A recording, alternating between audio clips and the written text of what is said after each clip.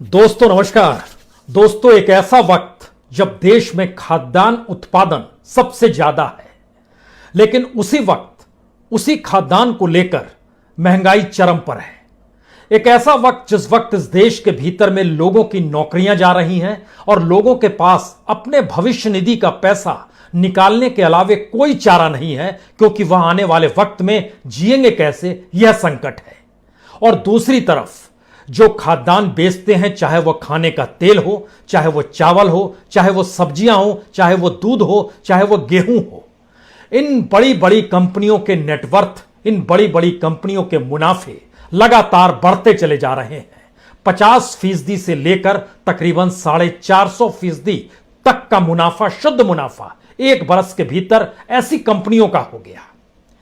ऐसे वक्त में जब देश के भीतर में छोटे और मंझोले व्यापारी खत्म हो चले हैं, ठीक उसी वक्त बैंकों से कर्ज लेकर जो बड़े कॉरपोरेट और इंडस्ट्रियलिस्ट कर्ज नहीं चुकाते हैं, उनको माफी के तौर पर उन कर्ज माफी के साथ जो शब्द लिखा गया रिटर्न ऑफ, वो सबसे बड़ी तादाद में इसी दौर में लिखा गया। एक ऐसा वक्त जब अंतर्राष्ट्रीय बाजार में कच्चा तेल अभी भी $100 नहीं पहुंचा है, क्योंकि भारत ने देखा है $100 प्रति बैरल कच्चा तेल जब अंतर्राष्ट्रीय बाजार में बिक रहा था, उस वक्त भारत के भीतर में तेल यानी पेट्रोल और डीजल की कीमत कभी भी ₹100 छू नहीं पाई थी। लेकिन फिलहाल जब $75 प्रति बैरल है, तब भी पेट्रोल डीजल ₹100 से ज्यादा हो चला है। यानी एक ऐसा दौर जिस वक्त केंद्र सरकार सबसे ज्यादा जनता के ऊपर बोझ डालकर कमाई कर रही है। एक ऐसा वक्त जिस वक्त महंगाई के आसरे इस देश की बड़ी बड़ी कंपनियां अपने नेटवर्थ को बढ़ा रही है। एक ऐसा वक्त जिस वक्त बड़ी बड़ी कंपनी और कॉरपोरेट जिनके कर्ज लिए गए रकम को माफी के तौर पर रिटर्न ऑफ किया जाता है, वही कंपनियां इस सरकार को पॉलिटिकल फंडिंग कर रही है। यानी एक ऐसा दौर जिस वक्त में चुनाव में जाना, चुनाव में जीतना, उसके लिए पैसे का जुगाड़ करना और उस पैसे के लिए ऐसी पॉलिसी बनाना जिस पॉलिसी के आश्रय चाहे जनता पर महंगाई का कितना भी बोझ पड़े, इस देश में बेरोजगारी के दौर में चाहे मरने मारने की स्थिति क्यों ना आ जाए, लेकिन सरकार बहुत ही सिस्टमेटिक तरीके से इसे सिस्टम का हिस्सा बना चुकी है। हमें लगता है कि आज हर उस पन्ने को खोलने की जरूरत है जिस पन्ने के आश्रय आप समझ पाएं कि दरअसल ऐसा कभी किसी देश में होता नहीं कि महंगाई क्यों है और उसकी कोई वजह ना हो, फिर भी महंगाई बढ़ती चली जाए। तो क्या वाकई जमाखोरी को लेकर, क्या वाकई बाजार में सबसे ज्यादा कालाबाजारी के तहत सामान को धीरे धीरे सप्लाई करने की स्थितियां इस देश में पॉलिसीगत तरीके से निर्णय के तौर पर ली जा रही है? हो सकता है, क्योंकि जिन पन्नों को हम खोलने जा रहे हैं उन पन्नों को ध्यान से सुनिएगा। और इस बात को लेकर हो सकता है चंद सरकारी कर्मचारी जिनकी संख्या 50 लाख है, वह पेंशनधारी जिनकी संख्या 60 लाख है, वह खुश हो सकते हैं कि महंगाई भत्ता सरकार ने आखिरकार जारी कर ही दिया और महंगाई भत्ता बढ़ाकर जारी किया गया। लेकिन इस देश के भीतर में 138 करोड़ लोगों की जिंदगी है। 138 करोड़ लोगों की जिंदगी का मतलब इस देश के भीतर में रोजगार करने वाले तकरीबन 50 करोड़ से ज्यादा लोग हैं।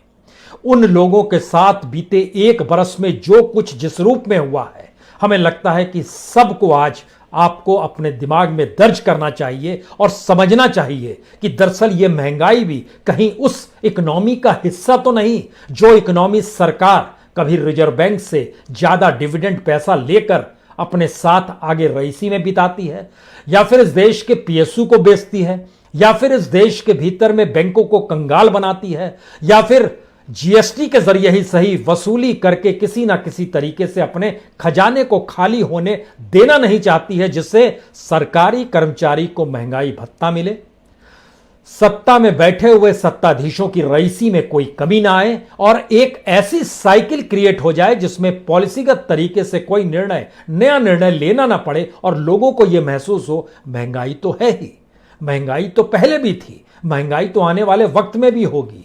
उससे निजात पाने के लिए सरकार पॉलिसी बनाएगी, आने वाले वक्त में राहत देगी। हो सकता है जब चुनाव हो तब कुछ राहत मिल जाए, लेकिन सच क्या है? सच यह है कि इस दौर के भीतर में जो लगातार होलसेल महंगाई दर थी, वो धीरे धीरे बढ़ते बढ़ते कैसे 12% तक पहुंच गई। महीने दर महीने बढ़ रही थी। जनवरी में 2%, फरवरी में 4%, मार्च में 7%, उसके बाद 10%, उसके बाद 12%, महीने दर महीने बढ़ती है। जो थोक महंगाई दर है वह भी 6% पार है। और बैंकों के भीतर जो पैसा जमा होता है उस पे जो इंटरेस्ट रेट मिलता है वह एफडी पर भी आपको 5% से ज्यादा मिल नहीं पाता है। तो ये कौन सी परिस्थिति है? इन परिस्थितियों को समझने से पहले हमें लगता है इस बात का जिक्र हम लोगों ने बार बार किया है कि इस देश में पेट्रोल डीजल को लेकर जितनी एक्साइज ड्यूटी सरकार वसूलती है उससे पहले कभी नहीं वसूली गई। यह एक फैक्ट है।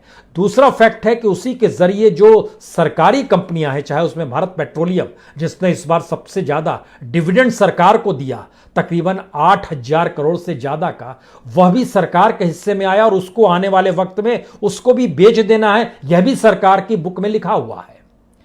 सवाल यह है कि एक तरफ पेट्रोल डीजल का जिक्र हम लोग लगातार करते रहे हैं। 2014-15 में जब यह सरकार नई नई आई थी, मोदी सरकार, उस समय एक्साइज ड्यूटी 1,72,000 करोड़ लेती थी। आज की तारीख में 2020-21 में बढ़कर यह 4,54,000 करोड़ हो गया है।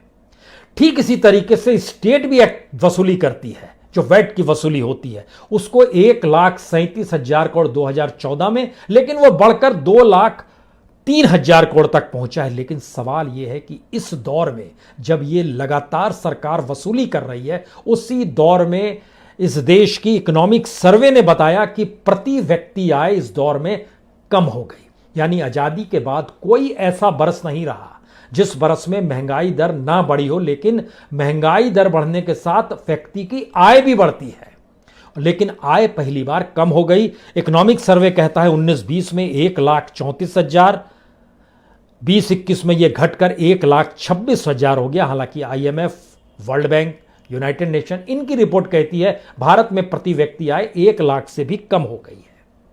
और दुनिया के बाजार में भारत में जितना टैक्स पेट्रोल पर 55 रुपए, डीजल पे 44 रुपए लगता है, इतना कहीं नहीं वसूला जाता है। लेकिन आज इससे हटकर एक सच है, यह सच भयावह है। दोस्तों नमस्कार। दोस्तों, एक ऐसा वक्त जब देश में खाद्यान्न उत्पादन सबसे ज्यादा है, लेकिन उसी वक्त उसी खाद्यान्न को लेकर महंगाई चरम पर है। एक ऐसा वक्त जिस वक्त इस देश के भीतर में लोगों की नौकरियां जा रही हैं और लोगों के पास अपने भविष्य निधि का पैसा निकालने के अलावे कोई चारा नहीं है, क्योंकि वह आने वाले वक्त में जिएंगे कैसे, यह संकट है। और दूसरी तरफ जो खाद्यान्न बेचते हैं, चाहे वह खाने का तेल हो, चाहे वह चावल हो, चाहे वह सब्जियां हो, चाहे वह दूध हो, चाहे वह गेहूं हो, इन बड़ी बड़ी कंपनियों के नेटवर्थ, इन बड़ी बड़ी कंपनियों के मुनाफे लगातार बढ़ते चले जा रहे हैं। 50% से लेकर तकरीबन 450% तक का मुनाफा, शुद्ध मुनाफा एक बरस के भीतर ऐसी कंपनियों का हो गया। ऐसे वक्त में जब देश के भीतर में छोटे और मंझोले व्यापारी खत्म हो चले हैं, ठीक उसी वक्त बैंकों से कर्ज लेकर जो बड़े कॉरपोरेट और इंडस्ट्रियलिस्ट कर्ज नहीं चुकाते हैं, उनको माफी के तौर पर, उन कर्ज माफी के साथ जो शब्द लिखा गया रिटर्न ऑफ, वो सबसे बड़ी तादाद में इसी दौर में लिखा गया। एक ऐसा वक्त जब अंतर्राष्ट्रीय बाजार में कच्चा तेल अभी भी $100 नहीं पहुंचा है, क्योंकि भारत ने देखा है $100 प्रति बैरल कच्चा तेल जब अंतर्राष्ट्रीय बाजार में बिक रहा था, उस वक्त भारत के भीतर में तेल यानी पेट्रोल और डीजल की कीमत कभी भी 100 रुपए छू नहीं पाई थी। लेकिन फिलहाल जब $75 प्रति बैरल है, तब भी पेट्रोल डीजल 100 रुपए से ज्यादा हो चला है। यानी एक ऐसा दौर जिस वक्त केंद्र सरकार सबसे ज्यादा जनता के ऊपर बोझ डालकर कमाई कर रही है, एक ऐसा वक्त जिस वक्त महंगाई के आसरे इस देश की बड़ी बड़ी कंपनियां अपने नेटवर्थ को बढ़ा रही है, एक ऐसा वक्त जिस वक्त बड़ी बड़ी कंपनी और कॉरपोरेट जिनके कर्ज लिए गए रकम को माफी के तौर पर रिटर्न ऑफ किया जाता है, वही कंपनियां इस सरकार को पॉलिटिकल फंडिंग कर रही है। यानी एक ऐसा दौर जिस वक्त में चुनाव में जाना, चुनाव में जीतना, उसके लिए पैसे का जुगाड़ करना और उस पैसे के लिए ऐसी पॉलिसी बनाना जिस पॉलिसी के आश्रय चाहे जनता पर महंगाई का कितना भी बोझ पड़े, इस देश में बेरोजगारी के दौर में चाहे मरने मारने की स्थिति क्यों ना आ जाए, लेकिन सरकार बहुत ही सिस्टमेटिक तरीके से इसे सिस्टम का हिस्सा बना चुकी है। हमें लगता है कि आज हर उस पन्ने को खोलने की जरूरत है जिस पन्ने के आश्रय आप समझ पाएं कि दरअसल ऐसा कभी किसी देश में होता नहीं कि महंगाई क्यों है और उसकी कोई वजह ना हो, फिर भी महंगाई बढ़ती चली जाए। तो क्या वाकई जमाखोरी को लेकर, क्या वाकई बाजार में सबसे ज्यादा कालाबाजारी के तहत सामान को धीरे धीरे सप्लाई करने की स्थितियां इस देश में पॉलिसीगत तरीके से निर्णय के तौर पर ली जा रही है? हो सकता है, क्योंकि जिन पन्नों को हम खोलने जा रहे हैं उन पन्नों को ध्यान से सुनिएगा। और इस बात को लेकर हो सकता है चंद सरकारी कर्मचारी जिनकी संख्या 50 लाख है, वह पेंशनधारी जिनकी संख्या 60 लाख है, वह खुश हो सकते हैं कि महंगाई भत्ता सरकार ने आखिरकार जारी कर ही दिया और महंगाई भत्ता बढ़ाकर जारी किया गया। लेकिन इस देश के भीतर में 138 करोड़ लोगों की जिंदगी है।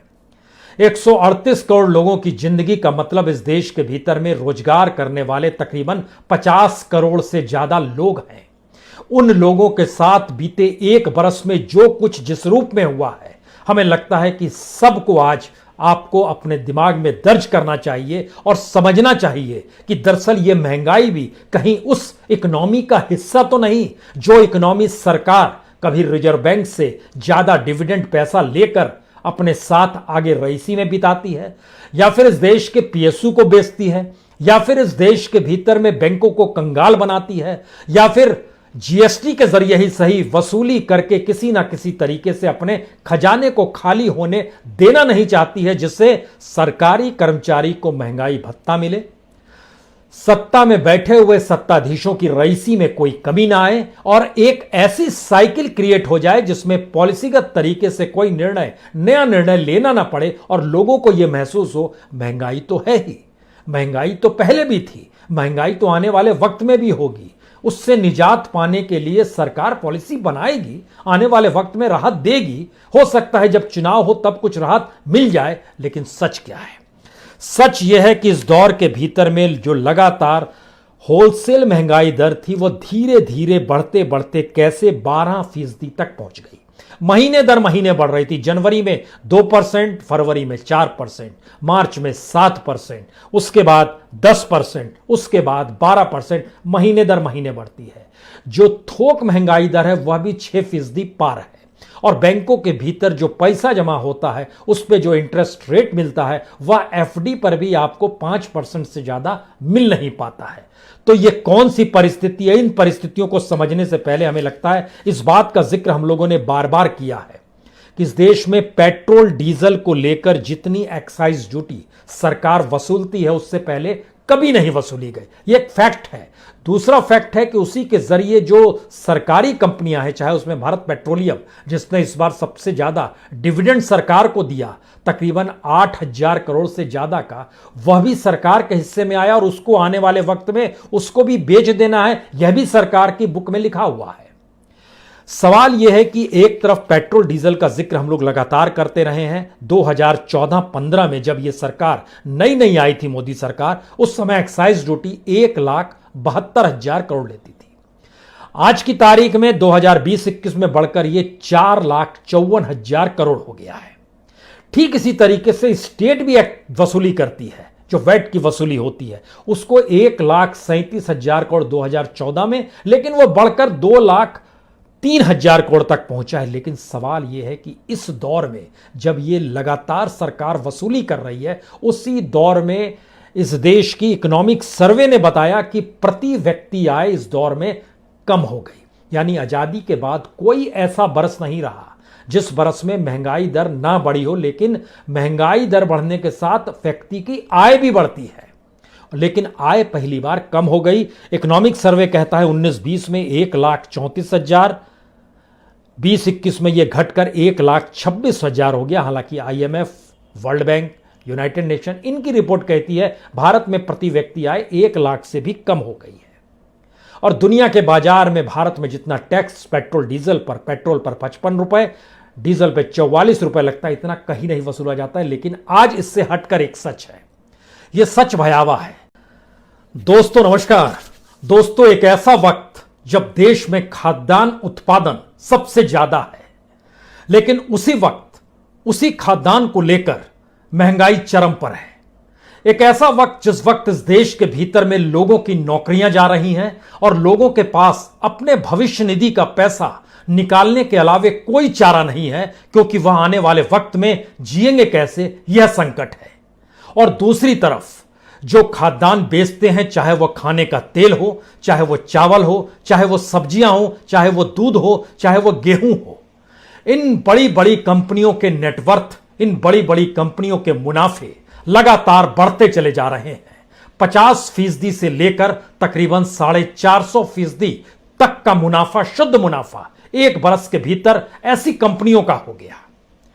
ऐसे वक्त में जब देश के भीतर में छोटे और मंझोले व्यापारी खत्म हो चले हैं, ठीक उसी वक्त बैंकों से कर्ज लेकर जो बड़े कॉरपोरेट और इंडस्ट्रियलिस्ट कर्ज नहीं चुकाते हैं, उनको माफी के तौर पर, उन कर्ज माफी के साथ जो शब्द लिखा गया रिटर्न ऑफ, वो सबसे बड़ी तादाद में इसी दौर में लिखा गया। एक ऐसा वक्त जब अंतर्राष्ट्रीय बाजार में कच्चा तेल अभी भी $100 नहीं पहुंचा है, क्योंकि भारत ने देखा है $100 प्रति बैरल कच्चा तेल जब अंतर्राष्ट्रीय बाजार में बिक रहा था, उस वक्त भारत के भीतर में तेल यानी पेट्रोल और डीजल की कीमत कभी भी ₹100 छू नहीं पाई थी। लेकिन फिलहाल जब $75 प्रति बैरल है, तब भी पेट्रोल डीजल ₹100 से ज्यादा हो चला है। यानी एक ऐसा दौर जिस वक्त केंद्र सरकार सबसे ज्यादा जनता के ऊपर बोझ डालकर कमाई कर रही है, एक ऐसा वक्त जिस वक्त महंगाई के आसरे इस देश की बड़ी बड़ी कंपनियां अपने नेटवर्थ को बढ़ा रही है, एक ऐसा वक्त जिस वक्त बड़ी बड़ी कंपनी और कॉरपोरेट जिनके कर्ज लिए गए रकम को माफी के तौर पर रिटर्न ऑफ किया जाता है, वही कंपनियां इस सरकार को पॉलिटिकल फंडिंग कर रही है।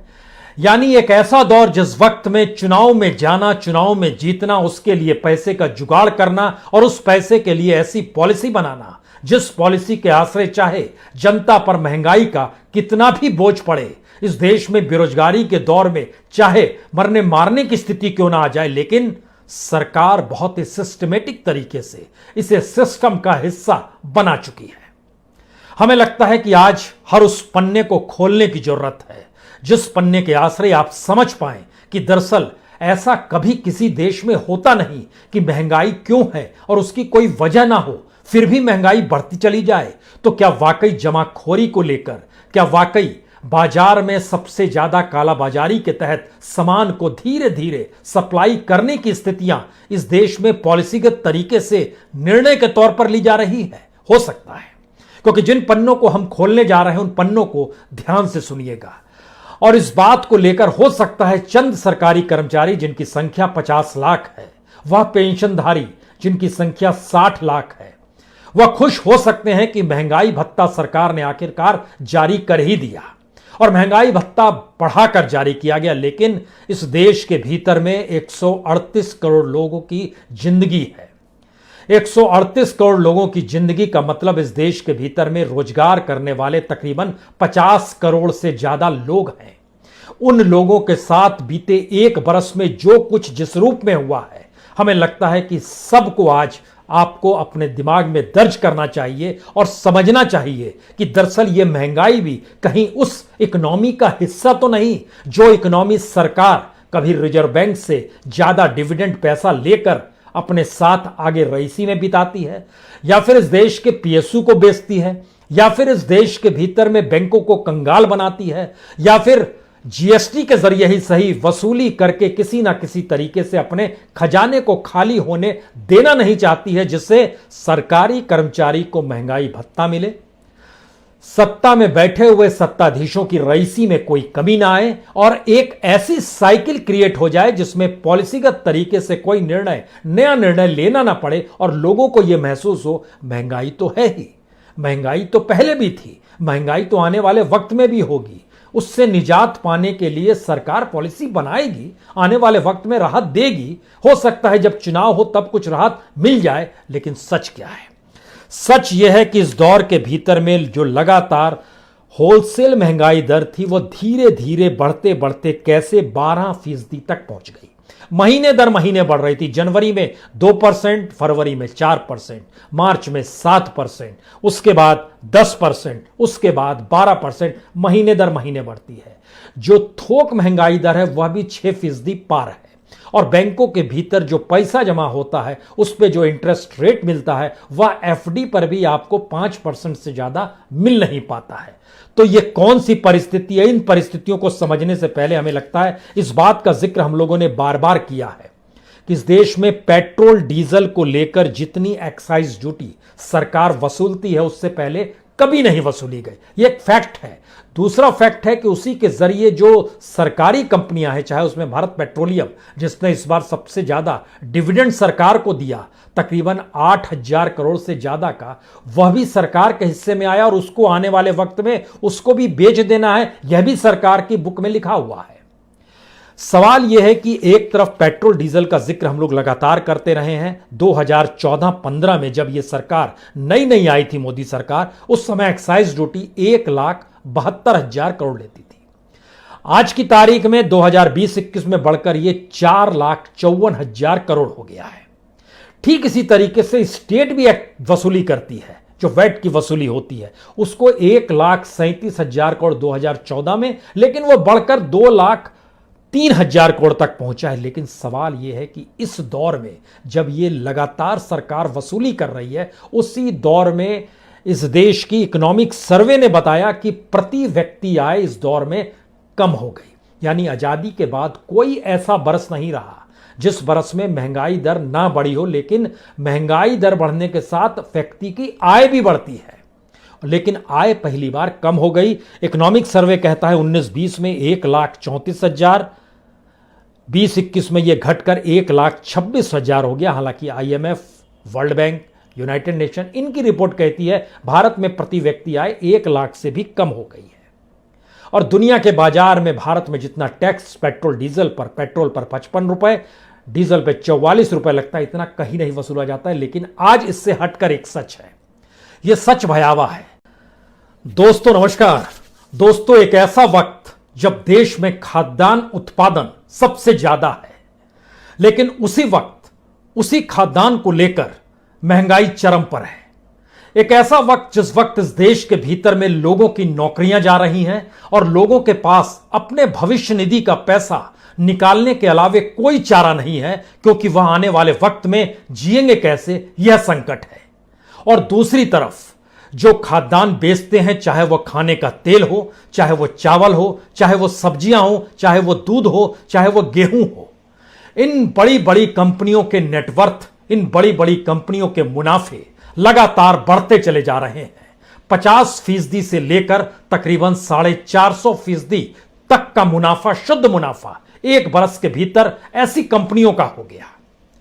ऐसे वक्त में जब देश के भीतर में छोटे और मंझोले व्यापारी खत्म हो चले हैं, ठीक उसी वक्त बैंकों से कर्ज लेकर जो बड़े कॉरपोरेट और इंडस्ट्रियलिस्ट कर्ज नहीं चुकाते हैं, उनको माफी के तौर पर, उन कर्ज माफी के साथ जो शब्द लिखा गया रिटर्न ऑफ, वो सबसे बड़ी तादाद में इसी दौर में लिखा गया।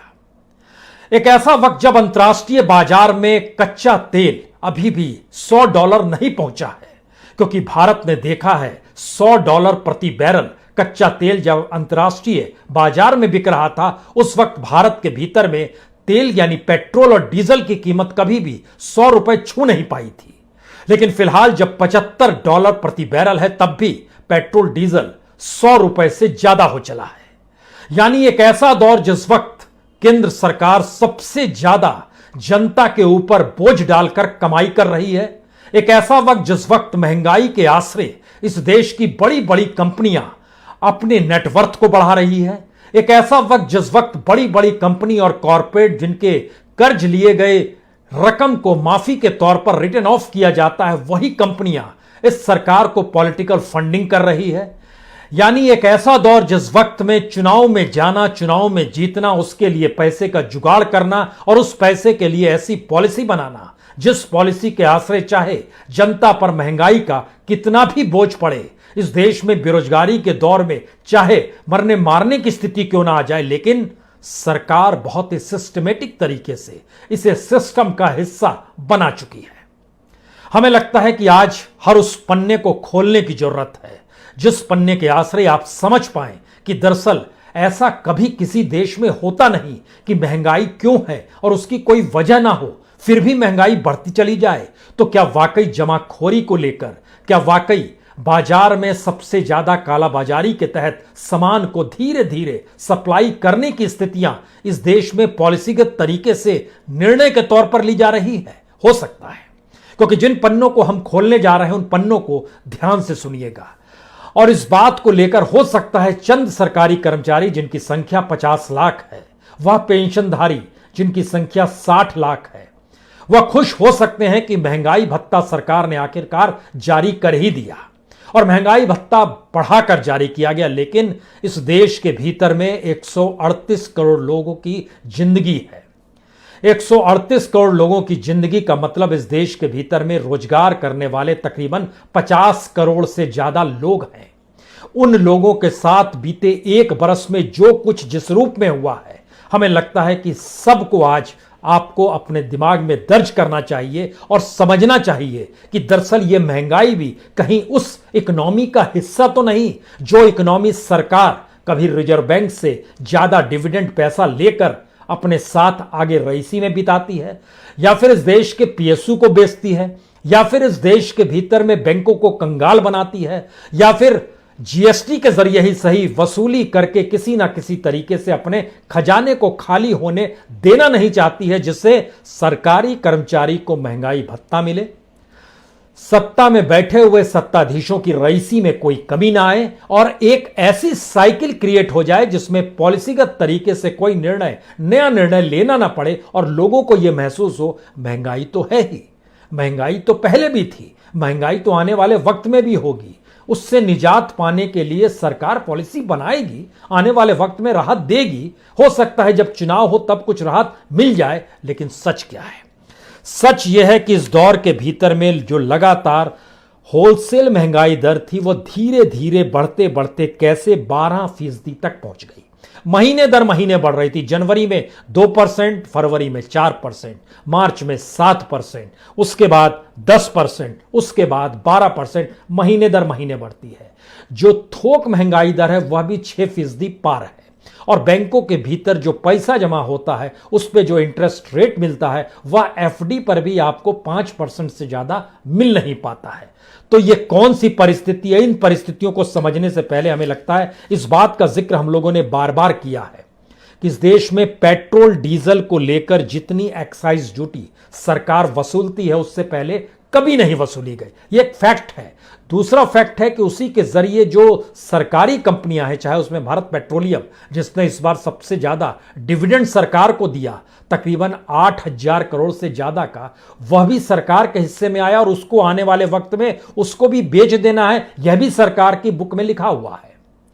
सवाल यह है कि एक तरफ पेट्रोल डीजल का जिक्र हम लोग लगातार करते रहे हैं। 2014-15 में जब यह सरकार नई आई थी, मोदी सरकार, उस समय एक्साइज ड्यूटी 1,72,000 करोड़ लेती थी।